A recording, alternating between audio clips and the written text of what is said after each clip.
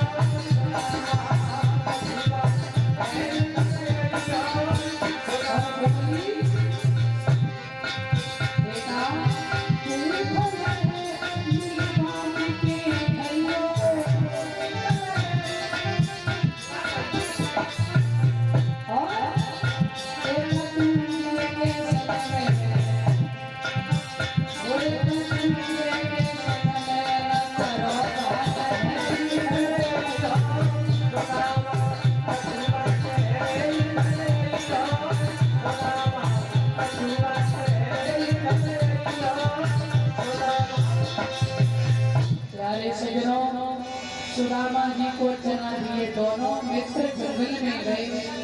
भगवान श्याम ने कहा बताओ सुदामा मित्र।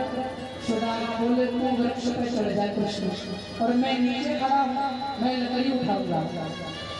सुदामा जी नीचे खड़े, भगवान ऊपर चढ़ गए।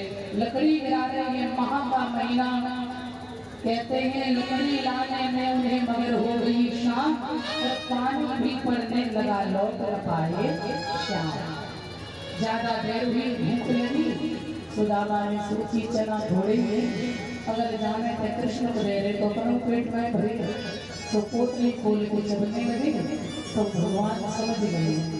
अच्छा उन्हें तो सब पता था कि जाने मैं की जाने जाने चिपकी चोरी उन प्रभु से काट को जाके हाथ झटकी।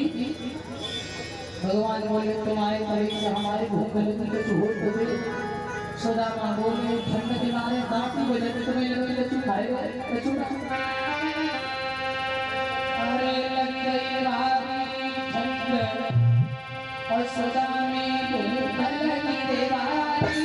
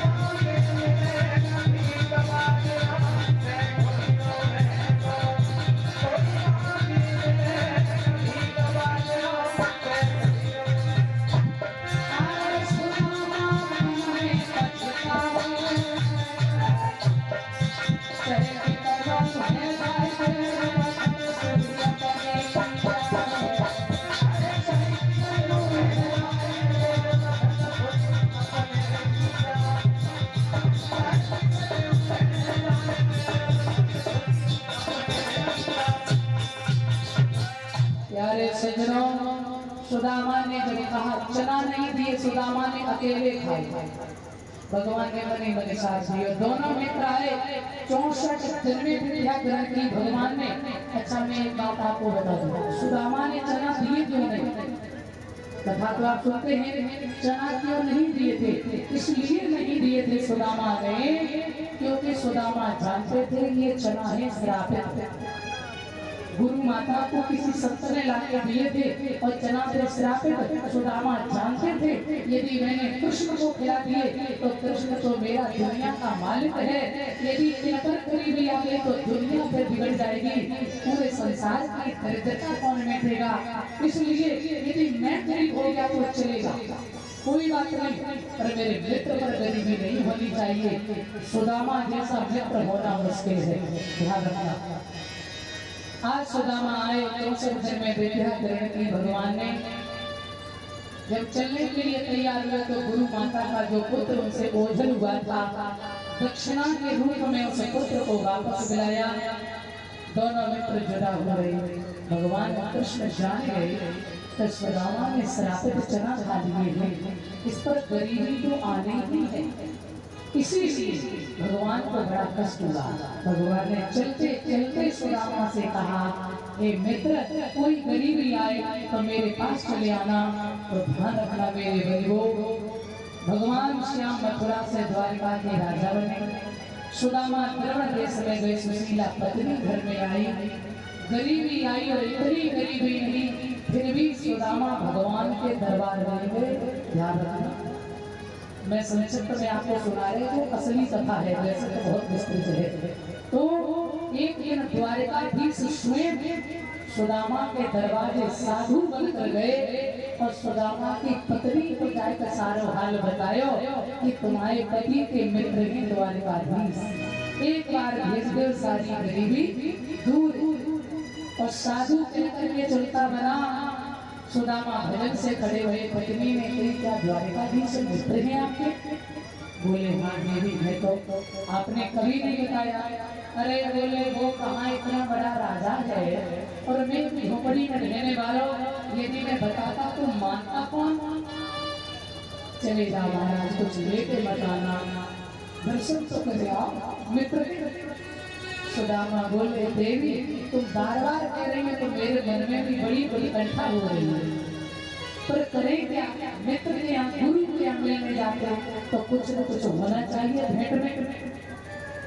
सुशीला बोली चिंता ना करो, क्योंकि इतनी गरीबी है कि घर में भोजन नहीं बनता है। 4-4 दिन कभी बच्चे भूखे, पत्नी भूखी, वस्त्र नहीं है, कुछ व्यवस्था है, इतनी गरीबी। भगवान ना करे किसी पर आए। बंधुओं, सुशीला बोली चिंता ना करो, मैं व्यवस्था करूंगी। 4 ब्राह्मणियों के घर से 4 मुट्ठी चावल लाई और सुदामा को लाके जब दिए हैं तो ऐसी चीड़ धोती पड़ी, उसमें कई जगह गांठ लगी, उसमें चावल बांधे हैं सुशीला ने। क्यों? अगर मेरे पति से द्वारिकाधीश ने पूछी और बताओ सुदामा जी, तो जी इतना बड़ा व्रत संत है, सुदामा जैसा व्रत कृष्ण श्यासीन सखा पश्चात ब्राह्मणो गरुपरिक्रमा व्रतः प्रशांत आत्मा जितेंद्रिय। तो ये एक ही बात कहेगा कि मेरे जैसो सुखी दुनिया में कोई दूसरो नहीं है। पर पत्नी सोच रही है मेरे द्वारिकाधीश कैसे जानेंगे कि भाभी पे इतनी गरीबी है? तो ऐसी साड़ी में पुरानी गांठ लगा के सुशीला ने हमारे चावल सुदामा से कही जाए। सुदामा बोले कुछ पहनो बनाए। सुशीला आंखों में आंसू भर के बोली महाराज अगर समय मिल जाए तो एक बात कही दियो द्वारिकाधीश से। 1 मास सोई पाख में तुई एकादशी हो, मेरे घर गोपाल जी नित्य एकादशी हो। दुनिया में जितने तुम्हारे भक्त हैं, हर भक्त के घर 1 महीने में 2 एकादशी होती है, पर द्वारिकाधीश से जाकर कहना तेरी भाभी के घर रोज एकादशी होती है, चाहे कुछ खाने को है। सुदामा बोले जरूर करें। सुदामा श्याम की याद करते हुए गए। अब मैं बिल्कुल संक्षिप्त आपको सुना रहे, क्षमा करना मौका लगेगा तब सुनाएंगे। मल्लाह बनकर भगवान ने सुदामा को नाव में बिठाया, पार किया। सुदामा द्वारका पहुंची। भगवान के पहले लाल खड़े। सुदामा ने कही इतने बड़ो राजा हो, हमें जरूर भूल गए भैया। आजी यहाँ पे मेरे मित्र रहे कृष्ण, मेरा निर्मोटिया यार है, मेरे बचपन को यार है, उससे जाके कह रहे कि तुम्हारा सुदामा मित्र करो दरवाजा। भगवान के पहरेदार बड़े समझदार हैं, बोले चिंता ना करो। भगवान के पहरेदार चले और भगवान से जाकर के बोले हे गोविंद, देखे सहित पर पित्र ने मिलो चतुर दरबार, मोहन से लगो चीन कलु भगवान।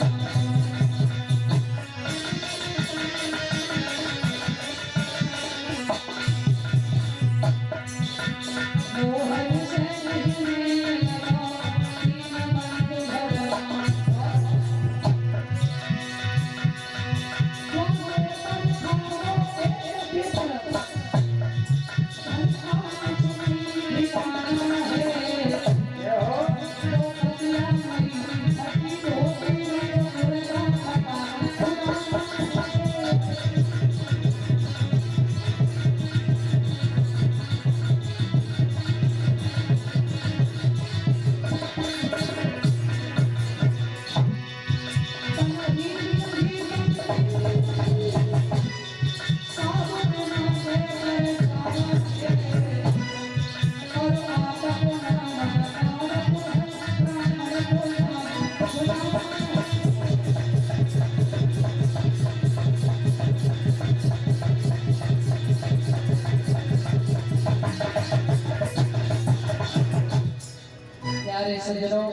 आज जैसे सुदामा का नाम लिया, मेरे द्वारकाधीश ने खराब पत नहीं पहनी, भाग करके मैं द्वार पर गए, पहरेदार पीछे भाग गए, पुत्र पीछे भाग गए।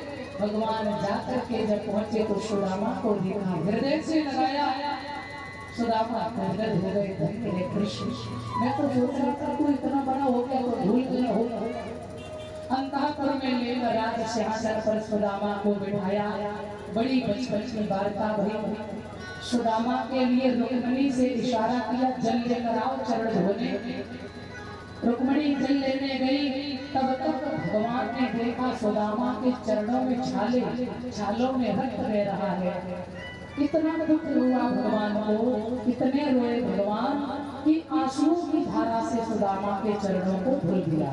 माताओं बस 5 मिनट में आरती हो रही है, आप प्रसाद लेकर जाए, बस 5 मिनट। तो मेरे सज्जनों, आज सुदामा के चरणों को धुला। कौन कहेगा सुदामा गरीब है? द्वारिका की मालकिन रुक्मिणी जल लाई, पंखा झल रही, कृष्ण चरण दबा रहे हैं। धन्य है सुदामा जैसा भक्त। आज भगवान ने सुदामा की दशा को देख के सारी हालत पूछी, बड़ी वार्ता करी और बता कुछ ले आया। शादी वही बोले कहीं हो जाएगी तो भेजो। अच्छा, तो चावल अंदर घुसाए रहे सुदामा। भगवान समझ गए, आगे बढ़ के चावल की पोटली खींच ली और भगवान ने चबे और चावलों में ही भगवान ने करिश्मा कर दी है। सुदामा पूरी बड़ी करके तैयार है भगवान। श्री कृष्ण जी के नित्य वल्लभ सुदामा, श्री कृष्ण जी के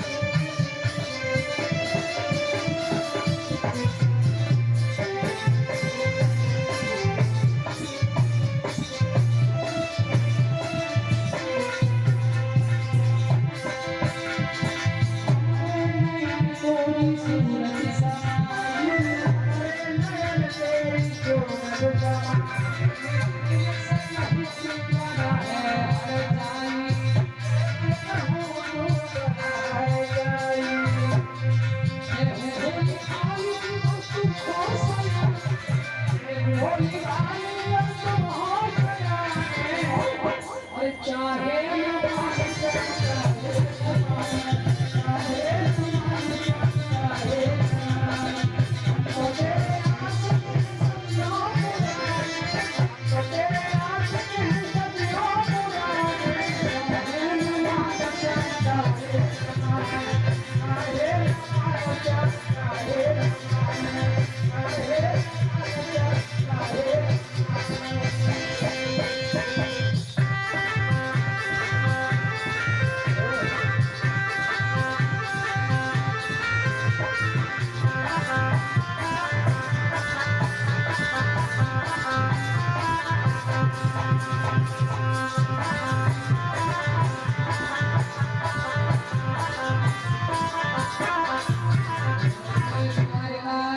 भगवान की एक बुद्धि में एक लोग दूसरी में दो तीसरी रुक्मिणी ने पकड़ ली। भगवान ने कहा तुमने अच्छा नहीं किया।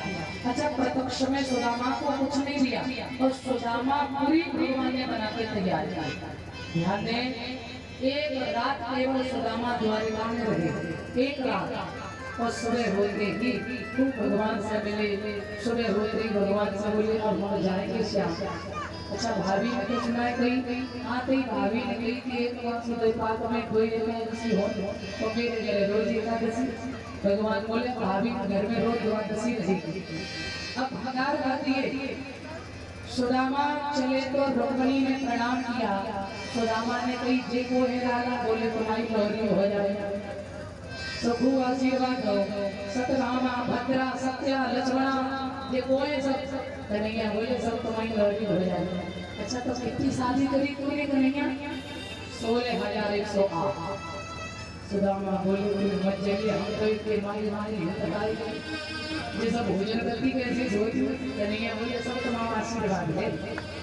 अच्छा तो कन्हैया एक काम कर क्या तू हमें कन्हैया प्रणाम और कोई हो नहीं आशीर्वाद एक से संबंधी तो हर 6 महीना आशीर्वाद लीजिए। हाँ क्षमा कर भैया हमें जान दे। भगवान बोले तो फिर घर में झगड़ा कराओगे क्या? बोले हम कदे करेंगे। ऐसा आनंद आया दोनों मित्रों को, खूब आनंद लिया। सुदामा आए और द्रविड़ देश में सुदामापुरी बनी है। सुशीला सुंदर वस्त्रों से आभूषणों से सुशोभित है। सुदामा को महल में ले गए। बोले ये सब द्वारिकाधीश की कृपा है। सुदामा ने कही हम तो रहेंगे तुम रहो महल में अपने राम चले झोपड़ी में। सुभामिनी चलते ही संग में पीछे से भगवान कृष्ण आए। उन्हें आवाज लगाई सुदामा कहाँ? बोले ये सब करने की क्या जरूरत थी? भगवान बोले चिंता ना करो ये तुम्हें कभी नुकसान नहीं करेगी। इससे दान करो धर्म करो। इस प्रकार सुदामा की गरीबी दूर की भगवान ने। अच्छा परीक्षित जी कौन है वो आ जाए। परीक्षित जी आ जाए इधर द्वापर